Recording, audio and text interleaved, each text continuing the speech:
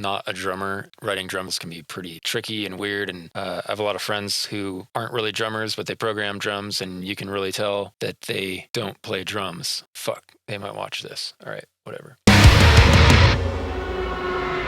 Do your drums sound like they were written by a guitarist? Don't fret. I've got some tips that'll help you out. Maybe, or maybe they won't. I don't know. Find out. Full disclosure, I am also a guitarist, but I've been playing drums since about the age of 16. So I might be a little bit biased, and I might have a bit of a, I guess, an advantage when it comes to writing parts. But I'm going to show you some tips that should help you get into the right mindset for drum programming. I'm not going to be specifically showing you how to program specific things. This is more about like the mindset and getting into, thinking like a drummer, I guess. Lord help us all. Okay, so obviously you are not going to just become some badass drummer overnight or anything. I'm not saying anything like that, but it is definitely handy to know at least the mechanics of how drum beats work and stuff like that. So the way that I like to think of it is the right hand, being a right-handed drummer, everything follows the right hand. Like if you watch a good drummer, not myself, but like a good drummer, like this guy, this band is called Gaerea. I don't know how to say it, but they're fucking badass. If you pay attention to his right hand, he's leading basically everything. His right hand is just kind of the conductor for everything else. So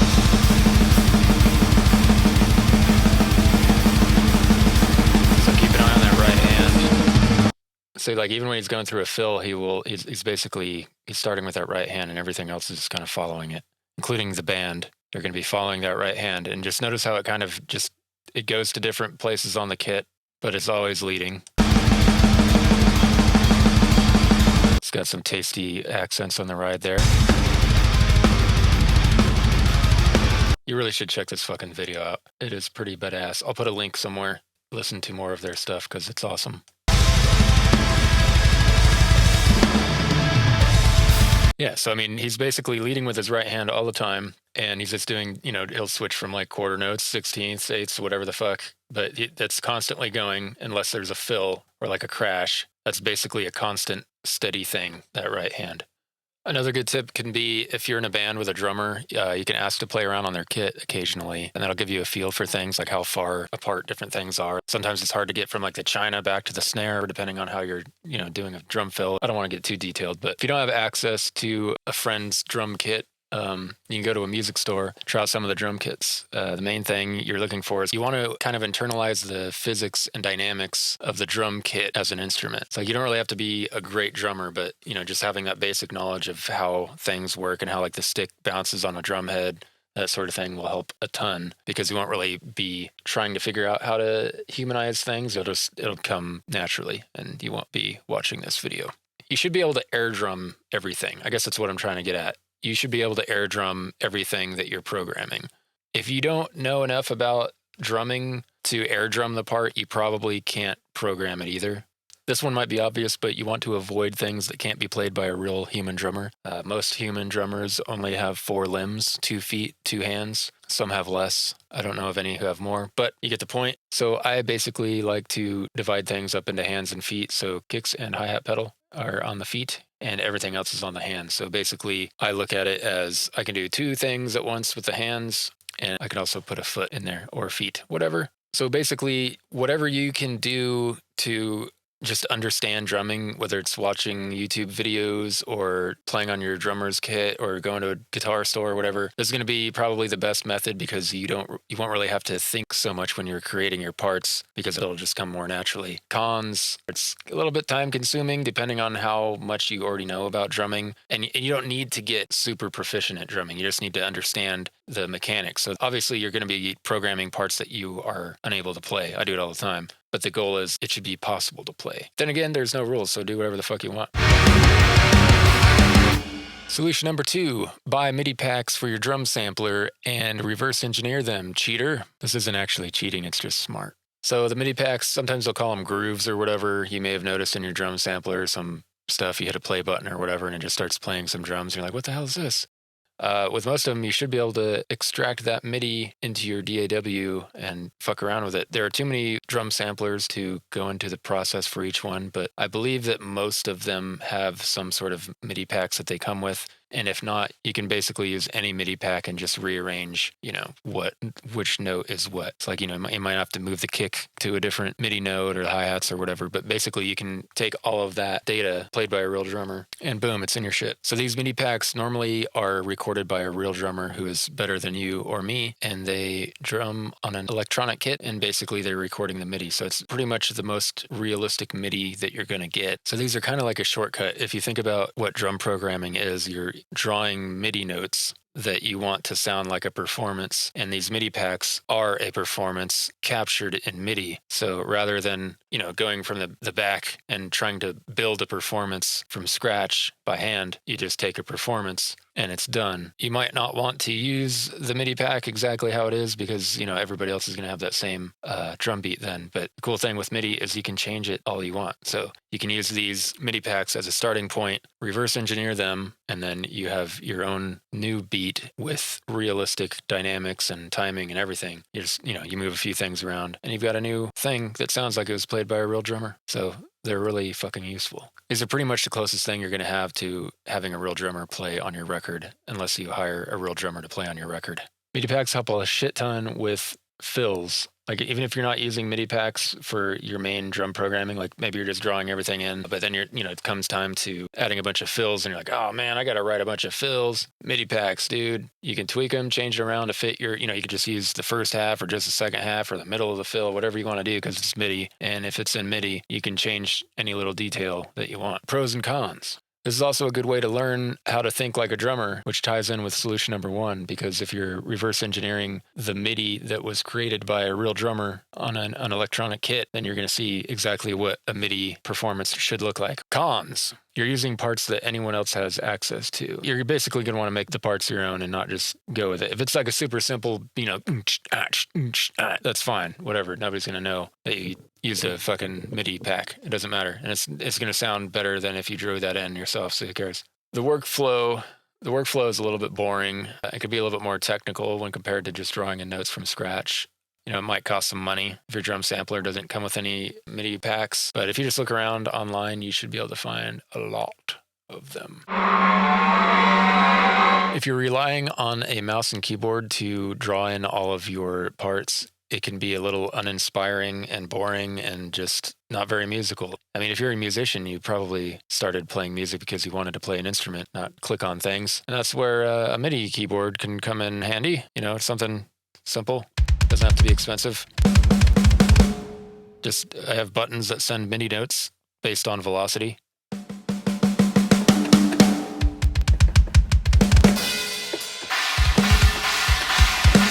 And it's just more musical and fun to play the parts.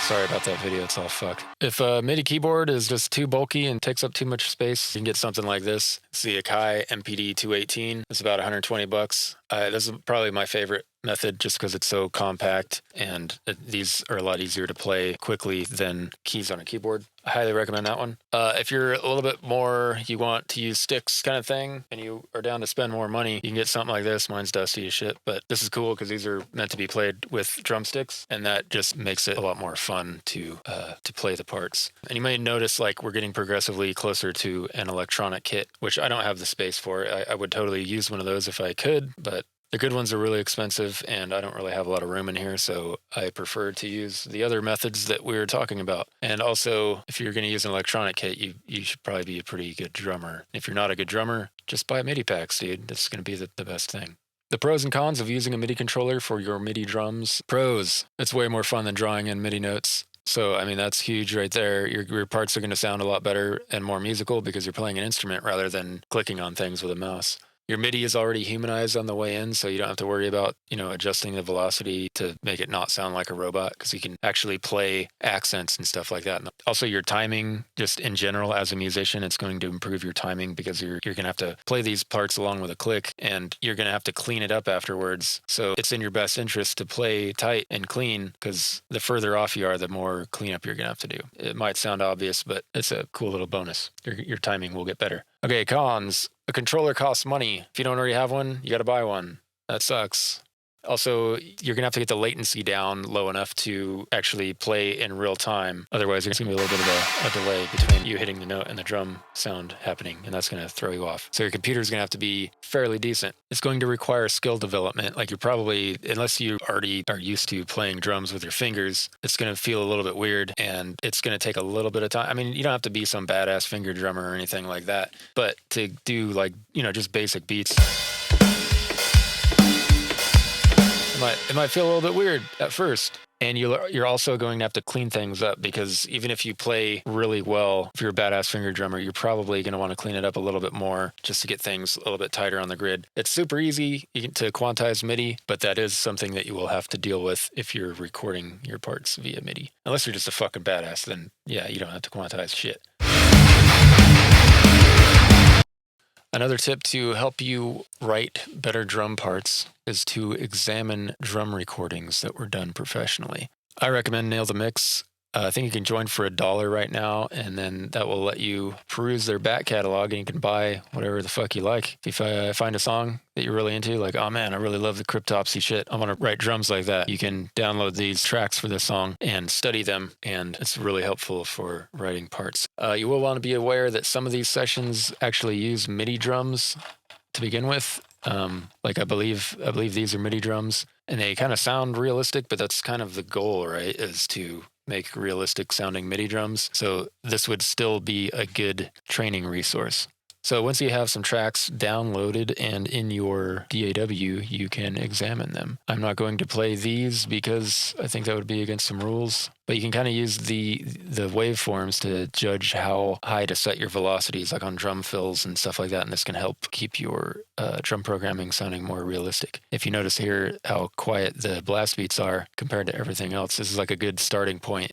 Okay, pros and cons of studying drum multitracks. The pros are you get a really cool in-depth look behind the scenes of a drum performance. The cons are you may not be trying to become an audio engineer or mixer, so joining an education program even for a month might be more money than you're willing to spend for your goals. So that might not be really worth it. And also, in the grand scheme of things, it's not going to be a whole lot better than watching a drummer for free on YouTube or wherever, but I still recommend it.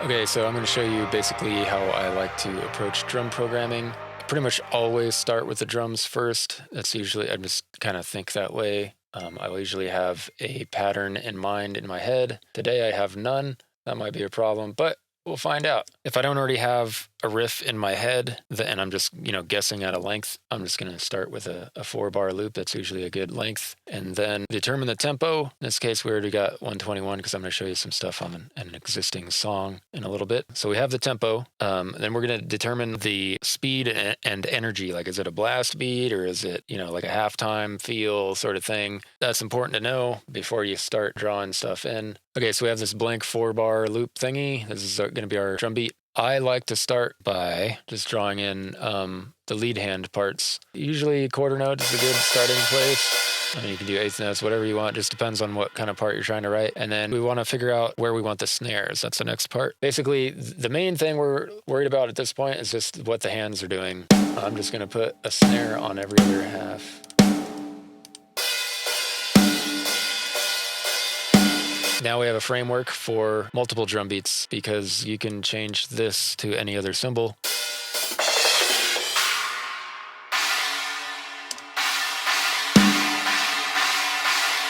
Cool. And then basically at that point, you've got a structure there. You can play a riff over it or whatever. You can use this as like something a little more interesting than a click track to play over. But basically my point is I like to keep the hands somewhat almost like I think of them in a different way than the feet, which can be basically anything, like any sort of pattern you want.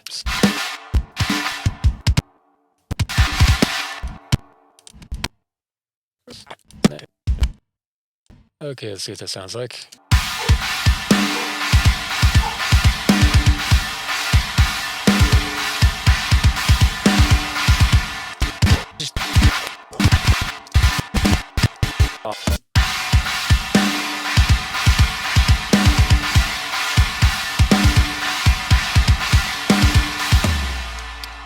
Yeah, and if you loop it, it's a part, and you can duplicate it and whatnot, and then change parts up.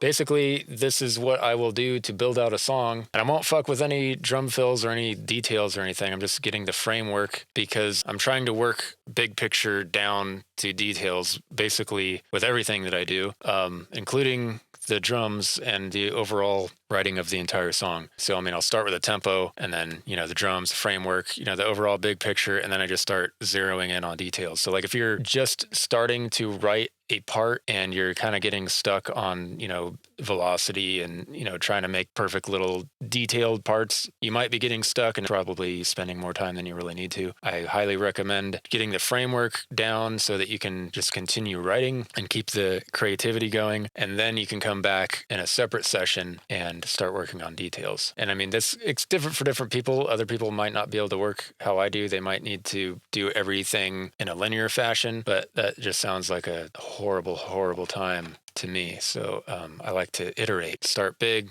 work down. Here's a song that I did like a year ago, but you can see how everything is kind of based off of these different, framework things. Like I just built this thing, then I would build another one and another one, rearrange them however you want as you write the song. Feel free to change shit up. Once I have the framework and there's a structure there, then I will start going in and adding in details like the velocities and drum fills and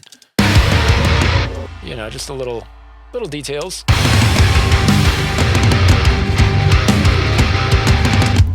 But you can hear that even this part still has that right hand lead thing. But you see right here, it's missing because the right hand switched over to the China. And there's just no hands. There's not enough hands to hit the tom, so it gets missed there. One thing I would like to mention when you're trying to determine what your lead hand is going to play, like what cymbal it's going to be on, there is a bit of a hierarchy as far as I'm concerned. I feel like different cymbals have different levels of energy if you're just kind of crashing on it or whatever. So like the high energy open parts like choruses and stuff, crashes are usually really good for that. And if you've got something that's like really heavy, like a breakdown or whatever, the China is good for that because it's basically just a really trashy crash, and that just sounds pretty rad. Medium energy is like open hi-hat part, so like I like to use those on verses and things like that, where it's like there's still a good amount of energy there, but it's not full blast. You can lower the energy a little bit more using the ride. That's just like a little bit smoother, kind of chilled out sort of vibe. And then if you really want to bring things back and tighten things up, then a closed hi-hat works good for those parts. And with this hierarchy in mind, that's basically how I lay out my patterns. I'm going to demonstrate that real quick on this song that's already done. Just pay attention to the energy level between these different parts.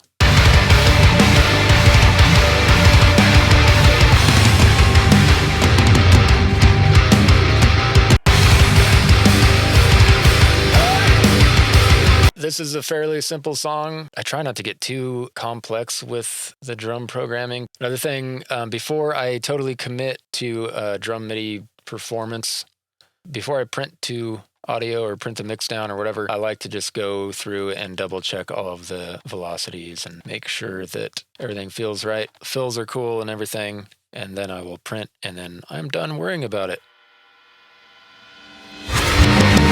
All right. I'm going to talk to you about some additional considerations. Flams. Oh, you might not know what a flam is yet. Okay, a flam is when you hit two things at the same time. I'm going to use two different articulations here to illustrate this, but this would not be a flam. That's just an extra loud hit. But by separating them, and I like to make the first one a little bit quieter than the second. Other people do it the other way. That sounds backwards to me. Maybe I play flams wrong when I play them on real drums, but this is how I play them, so I program them the same way. Yeah, that's basically a flam.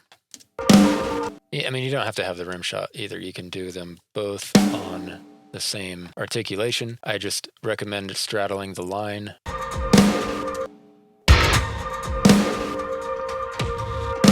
Another consideration, timing discrepancies are a matter of choice. I prefer everything to just basically be on the grid. Flams are an exception. So I've got like this build-up thing. These are all perfectly gridded, which, I mean, it works, but See how much better that sounds? So it's a little bit more work, but it's worth it. There are a lot of producers who say that you will ruin your drums by putting them on the grid. I disagree. I don't like it when I can hear the drums being off. And I think that's kind of what they're talking about. They like to hear slight timing variations, like a drummer speeding up or slowing down. I fucking can't stand that. I don't like it at all. So it's really just, it's up to you. I prefer my drums to sound like a human that was edited to be on the grid, or maybe they're just that good of a drummer. I do not like hearing the tempo change at all unless it's on purpose. Like on this song, actually, I'm doing these little... Okay, so I've got little micro tempo changes, but these are all between sections. These aren't happening in the middle of the verse for no fucking reason whatsoever. These are just little micro adjustments just to more for feel. Nobody's really going to know that these tempo changes even happened. I'm cool with those kind of things, but the drummer just not playing to a click. I don't know why anybody would want to imitate that, but maybe I am too young, even though I'm old. I don't know. One thing I will do as far as timing discrepancies besides the flams, you can actually affect the feel of certain parts by pushing or dragging certain notes. So by pushing the notes ahead or behind slightly, and I mean slightly, because you don't actually want to hear that they're late. You just want to feel that it's late. By pushing it forward or back, you can kind of add tension or exude confidence. Like if you want the part to just really groove, if you pull the snare hits back ever so slightly behind the grid, meaning after the grid, that can just make things just kind of lock in. And then, then you feel like you're driving like this, you're sitting back. That's the kind of feel. And this is all basically subliminal shit. So I'm not talking major, just tiny little nudges. And then likewise, if you push the beat forward, like it's ahead of the grid, happening ahead of the grid line, that can make things seem a little bit more frantic, or just, adds a little bit of tension, I guess. I mean, these are all preferences. I'd also be totally fine just leaving everything on the grid. Hopefully some of that helped. I'm still really new to making videos, so there's a chance that this didn't help even remotely at all, which would suck because I've put a lot of time into this. But if it did help, maybe you could hit the like button somewhere around here. And if you would like more of these weird, awkward videos, you could subscribe and you will get more of them or whatever. But I hope that this stuff helps, and it might lead you to programming better parts that you are happy with instead of being unhappy. Since I'm kind of new to the whole video making thing, please let me know how I'm doing. If I suck and you want me to just not make any more videos ever again, let me know in the comments. If you'd like more videos, also let me know in the comments. If you'd like a specific video, let me know in the comments. All right, I'll see you later.